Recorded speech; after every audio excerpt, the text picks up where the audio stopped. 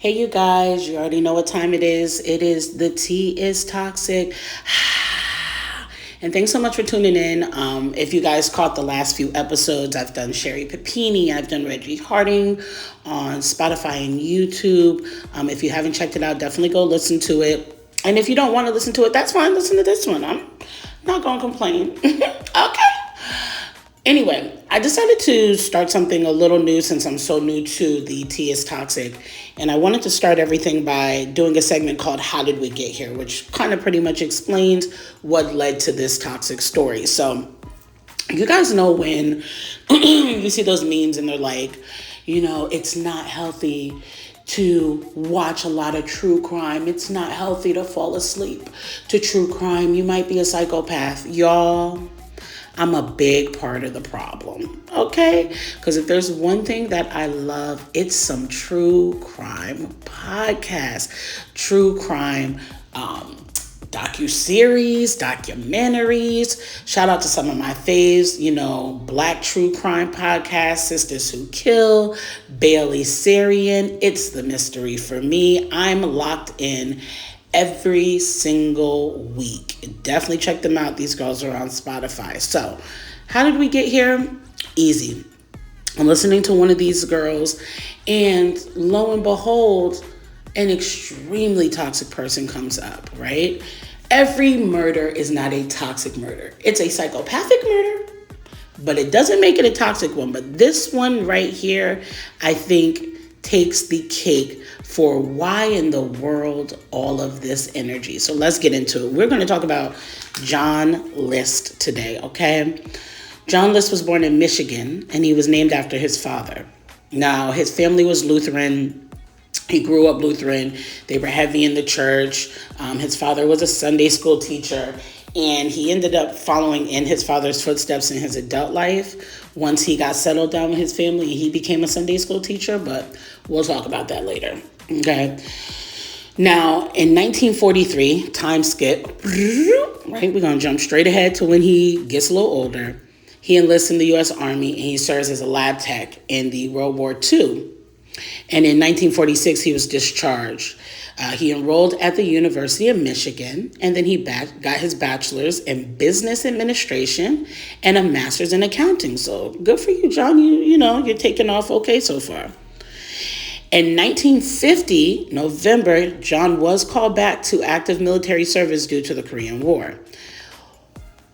When he got stationed in Virginia, he met Helen Morris Taylor. Okay, now Helen, she already had a daughter named Brenda, but that didn't stop him. He was like, let me just get my stepdaddy voice prepared. And that's exactly what he did. He became a stepfather. They got married in December 1st, 1951, and it was in Baltimore, Maryland. Now, the family ended up moving to North Carolina, okay? In 1952, John completed his second tour and started working for a paper company. So everything's going good. They start their family. They have their children. They end up having 3 children by 1959. But the marriage was low-key a little rocky, okay? Helen, she was a unstable, unhappy, jealous kind of drunk. You know those people, they just... I don't understand people that drink to be angry, right? Because when I drink, if I choose to get drunk, I'm an excited drunk. I'm a happy drunk. I'm a frisky drunk, flirty. People who drink and they're just furious, angry, attitude. What's the liquor for? Like, I thought we were having a good time. I thought you were going to be a vibe. But Helen was not a vibe, okay? She took a lot of her anger out on John. She was constantly in his face, okay? But 1960, that first child that they had, Brenda, she was grown. She was out the house, okay? It was just Helen, it was John, it was their 3 kids. And later down the line, John also moves in his mother. Not mother-in-law, but mother. So now that Brenda was grown, she got married, she leaves the house, okay? And the rest of the family ends up moving to Rochester, New York. And John takes a job with Xerox. In 1965, he accepted a position at a bank in Jersey City.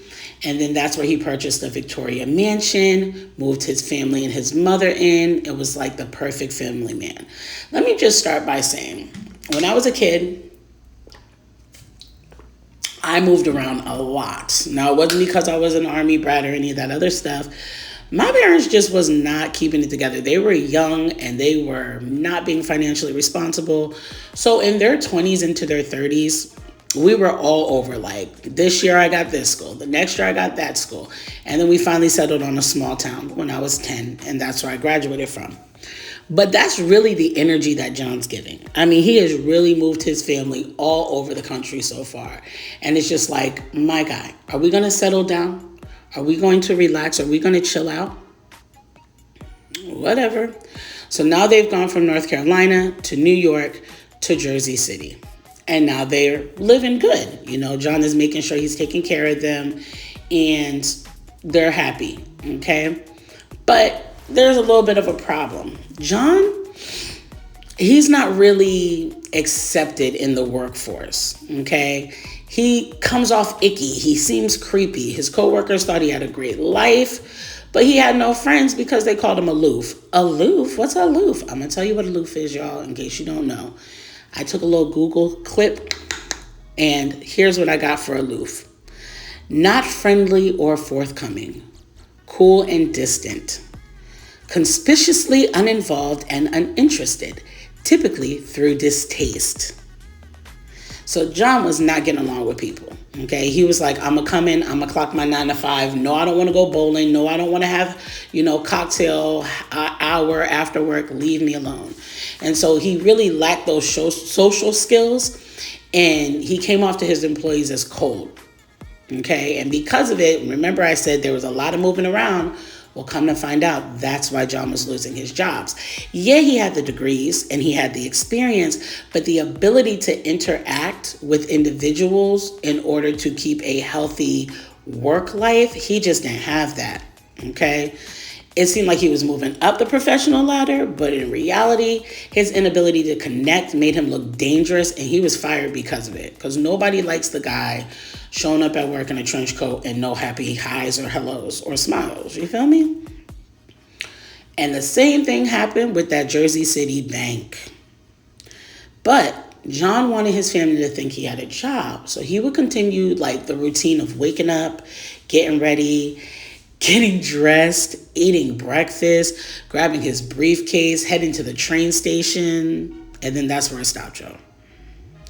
He didn't have anywhere else to go after that. So he would literally sit at the train station in his unemployment suit, with his unemployment briefcase, and his unemployment top hat. And he would just think of having a job, and he'd read the newspaper. Now, what's wild is this is a time where employment options are in the back of the newspaper. He continued for months playing this game instead of just being honest with his family. I understand your wife is a little naggy. I get it. But come on, John. At any point in time, you could have just gotten another job. Okay? But he didn't. The bills start piling up. He starts getting more stressed out. Now, mind you, his mother lives with him. So he's actually been digging a little pieces out of her account also of her money to pay some of these bills, but they live in a Victorian mansion in North Jersey near New York. It doesn't get any crazier than that. I mean, you're living really good, and it doesn't matter what time or century we're in, it's going to cost you. Well, eventually time comes, mortgage payments were due, he didn't want to pay them, and then the foreclosure process began. And John needed a plan to get out of dealing with all of this weight of the stress and the responsibility of making sure everyone else was taken care of. And he came up with this plan on November 9th, 1971. He decided to, play it all out. So on that day, the kids went to school, and Helen's sitting in the dining room having her coffee. John walks up behind her while the kids are in school. He puts a gun to the back of her head and he pulls the trigger. Then he goes upstairs to his 84-year-old mother's room, and she lived like If you guys see the picture, that top part, that's like an attic, but you can tell it's so big, it's almost giving like apartment vibes, in-law suite apartment vibes, because there's a lot of space up there, okay? He goes all the way up there, okay? And he shoots her over her left eye. Now it's the afternoon. His 16-year-old and 12-year-old get home. He has 2 boys and a girl. And the 16-year-old is the daughter. The 12-year-old is the son. He shoots both of them in the back of the head while they're coming into the house. And then here's where it starts to get toxic. Now, prior, it was unhealthy. And what he did was wrong. But here's where things start to really take a turn, because after shooting them, he's like, I'm hungry. And everybody knows you can't kill on an empty stomach, right? So then John, as if he didn't just slaughter majority of his family, goes into the kitchen and makes himself a sandwich. He finishes his lunch like it's any old regular day. He drives to the bank afterwards. Mind you, bodies still laid out everywhere. He closes out his account and his mother's account, takes the cash with him. He goes to his oldest child's high school, and his son was playing soccer, or in other places, football, but he was playing soccer. And John goes there and he's like, you know what? I'm just going to watch the game. He watches the soccer game, brings the son home, and then shoots him in the chest. But the problem was the son was a little stronger. He had a little more kick and he saw it coming. So he had received the most shots because he was trying to get away from John. Once all of this was done, okay, John calls all the schools, tells them that the kids will be away for a while. He sits down in his study and writes a 5-page letter to his pastor, confessing that he was trying to save his family's souls from the temptations and sins of the world. And the icing on the cake was when his daughter said she wanted to become an actress, that's when he knew that because that linked to Satan through acting, he needed to save his family, y'all. Now he puts the bodies in sleeping bags and moved them all to the ballroom of the mansion. But he couldn't bring his mother down because she was just too heavy. He worked this whole plan through the night. And it's interesting because the photo you guys are seeing, someone had actually reconstructed what it would have looked like, or what it did look like when he had brought all of the bodies inside these sleeping bags. Now, John wasn't done. Do we get more toxic? Oh, we're getting there, okay? Take a shot every time I have to say the word toxic, okay? Next morning, he cuts his face out of all the pictures in the house so that the police wouldn't have a picture of him when the bodies were discovered. He puts a stop on the mail delivery, newspaper deliveries, and the milk deliveries. Then he turns down the thermostat completely so that the house will stay cold and slow down the decaying process of the bodies. Okay, leaves it at freezing temperatures. He turns the radio up so that it looks or sounds like someone is at home at all times. And then he turns on all the lights so it'll seem like someone's living in the house at all times. And then he heads out, never to be seen again. In short, John had it all figured out and he left nothing undone. Now the neighbors noticed the lights were always on and radio playing, but no movement. Here's where it starts getting sketchy, because eventually the lights started going out, and that's what got their attention the most, because you had the kitchen light went out. Then maybe a few days later or a week later, the ballroom lights went out. Lights started burning out all over the place. So that's when the neighbors decided to make a call. But once again, like I said, this was a overtime process. So it was almost a month before the police were notified and then the bodies were discovered. The thing is, as aloof as John was, the family really kept to themselves as well. Yeah, you had the oldest son who played soccer, and he probably, based off of, the reputation of sports players in this country, more than likely was a little more well-known. But it's not like there were sleepovers or parties, or it wasn't even like they were using the ballroom for anything, okay? My opinion, a mansion with a ballroom and no parties because you have no friends is wild, but y'all got that. So the police get there, they knock, they look through the window, and then that's when they see the bodies. That's when they start the nationwide manhunt, okay? They investigated, the police of course, hundreds of leads, but they got nowhere, especially with no pics and a 1-month head start for John. They found the family car parked at JFK in New York, which is an airport, if you don't know what JFK is. John had actually dropped the car off at the airport. Then he took the train and bus from New Jersey to Michigan and then to Colorado. Needless to say, they can't find John. The case grows cold. Now, John settles in Denver in 1972 and takes another accounting job under his new name, Robert Peter Clark, aka Bob. He got the name from a college classmate named Robert Clark.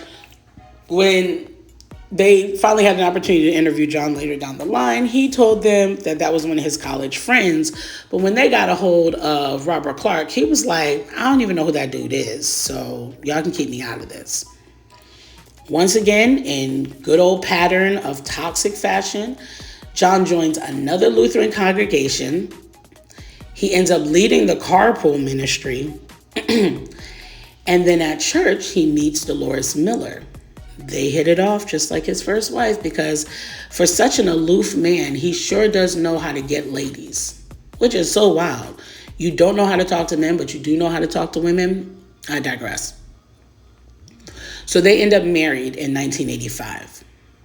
Now the Times shows that he's already been living over 10 years without being caught. That's toxic. Take a shot.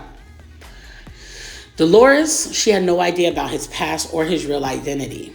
And in good old John fashion, because he can't stay in one place too long, in February of 1988, they moved to Midlothian, Virginia. And he was still using the name Bob Clark, working as another accountant at another firm. But then, here's where it gets wild. A show comes out. A show that we all know of, that our grandparents either played while we were kids or we watched because we were the grands or whatever. America's Most Wanted. And they had a very interesting episode. The killing of John's family. On the episode, they did have a forensic sculptor create a head of how John most likely looked. Because remember, John had cut all the photos up, took his face out of everything. He was just shoulders and body. Okay, no head, just shoulders and arms. So they got this forensic sculptor, okay, and he linked up with a psychologist or a psychiatrist. And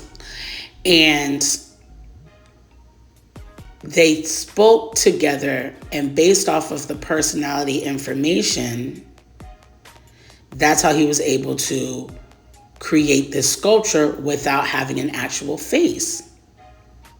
Okay? The case was considered the oldest that they showed, and John had already been missing for 18 years. You know how much shit you can get into in 18 years? That's a long time. In Denver, where John was at originally before they moved to Virginia, his neighbors were watching the show and they saw the sculpture and realized that looked like John. So they called the show and they gave a tip, and that's when they located John. So remember I said that the sculptor had gotten with a psychologist to get like an idea? He was so on point with this bust, right? That's what they call it when it's just the head of the person that's missing. He was so on point with it based off of the information given to him that he gave John, fast forwarding the time, a receded hairline, saggy jaw, and glasses. In his opinion, he thought that John would use glasses to disguise himself and try to make himself seem more important than he was. And guess what? That's exactly what John was doing. Those little punk ass glasses you see on his Squidward nose, yeah, no, those are not necessary. He just wants to look like he's someone. When John was arrested, he actually was wearing the same exact style of glasses that the sculptor created for the bust. It's giving psychic vibes, but you got that, Mr. Sculptor. June 1st, 1989, John was arrested at work. He wasn't going to go out like that, though. For a whole month, he kept saying, "You got the wrong guy. I'm Bob Clark. I'm Bob Clark. It's not me. I don't know what you guys are talking about, but it ain't me." But the police ended up showing him all of the evidence that matched him. Evidence that you can't just cut out like a picture, such as, I don't know, the DNA, fingerprints, shoe prints. John, you lived there. We have all of this information, and now we're putting two and two together. So finally, on February 16th of 1990, John confesses his true identity. And that's when he gets into telling them the story. And pretty much the story that he told them is what I just told you guys about how he was able to escape. But rather than John take responsibility for his actions, he throws it all on his wife that he murdered, blaming it on, let's do it, her alcoholism, her untreated syphilis. He said that this transformed her into an unattractive woman, turned her from an attractive woman to, quote, an unkept, paranoid shut-in. You know, this is not a man-bashing podcast, but I will say this. One thing I cannot get with is when any man or woman finds that they've been caught up in some shit they did themselves, and now it's got to be everyone around them's problem. Especially if you're talking about a spouse. Since when your first wife has syphilis? Stop playing around, John. And more importantly, don't do that. You know what it's giving? It's like if someone cheats and it's like, okay, yeah, you cheated, but you didn't have to tell her my breath stink. Like, why are you telling personal business, John? And syphilis isn't even the kind of thing that you can't just get rid of. Like, doesn't that only require a shot, penicillin or something like that?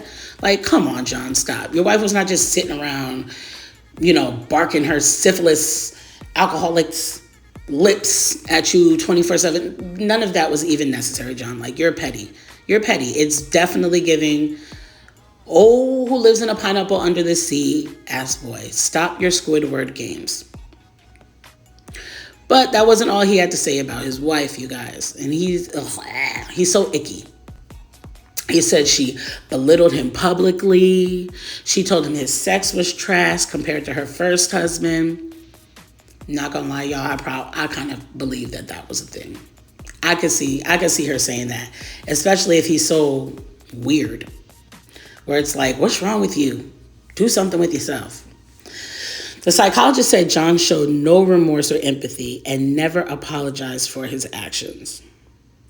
He ended up being diagnosed obsessive compulsive, and that's what caused him to only consider two solutions to his problem. And the two options that he had considered because of his alleged OCD was accept welfare because he's lost his job, or kill his family. And John wasn't taking no government handouts because then the family would be exposed and ridiculed and he'd be seen as a failure. So between the failures, the nagging wife, and the mother, he could only kill and help his family, quote, get to heaven. Bruh. Now, mind you, once again, all of this could have been avoided if he had just looked at the paper to find a job. You seem to find a job all over the world, but now all of a sudden this is where you have to draw the line. No, John, stop playing. You're toxic. In court, the judge hit John with 5 life terms concurrently, back to back. John got 1 life, y'all. 1 life to live. And the judge treated him like he was a cat with 9 lives and was like, when you die, we're going to bring you back and you're going to relive the rest of these life sentences. Sheeshus. In 2002, John did an interview with Connie Chung. And he was asked why he didn't unalive himself after he did the family, right? Why was this not a murder-suicide, John? You got all the balls in the world. What happened with you? How did you end up here an additional 18 years? And John's answer was really simple. Me? End my life? And not get to heaven? Are you crazy, lady? No. I want to be able to reunite with my family. I set them free. I can't set me free because then I won't be where they are. John, I would definitely say that your lack of remorse and empathy was going to be the thing that stopped you from reuniting with your family. So you didn't even have to worry about that. You're not going to see them. March 21st, 2008, John gets pneumonia and he dies. He was 82 years old.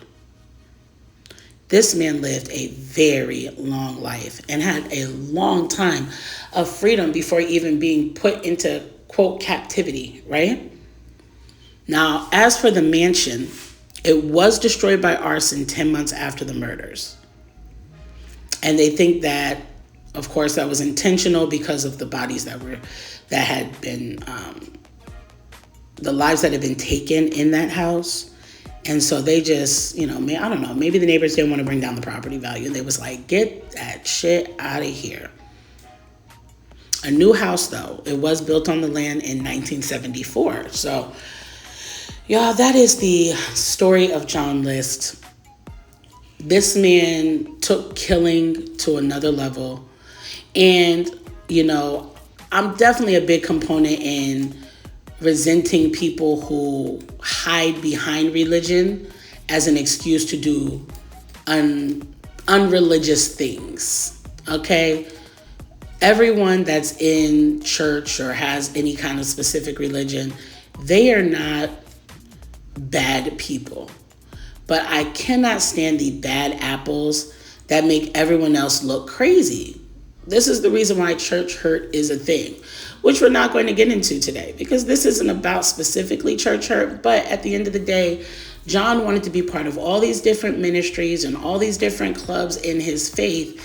And he never actually used his faith to get where he needed to go. He only focused on himself and used his own state of mind to make his decisions, OCD or not.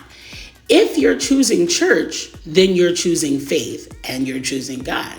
And if you're not using those very things, then you're just a fraud. Only thing you're doing is taking up space. This isn't church for you, John. This is community service. And I do believe that. I really honestly believe that there are people out here who go to church to kind of like offset their sins. So it's like, oh my gosh, I killed someone today, so I need to go to church for like a month. That way I can get back in God's good graces and get to heaven. And that's not how that works. Religion does not provide you a genie from Aladdin, right? That's going to grant all your wishes. Like, grow the hell up, John. You spent your whole life in church and you didn't want to disappoint your father by going on welfare. So you disappoint him by ending all of your family's lives? What would Jesus do, John? What would he do? I think that this was definitely a toxic character because this was such a well thought out plan, y'all. It doesn't get any more calculated.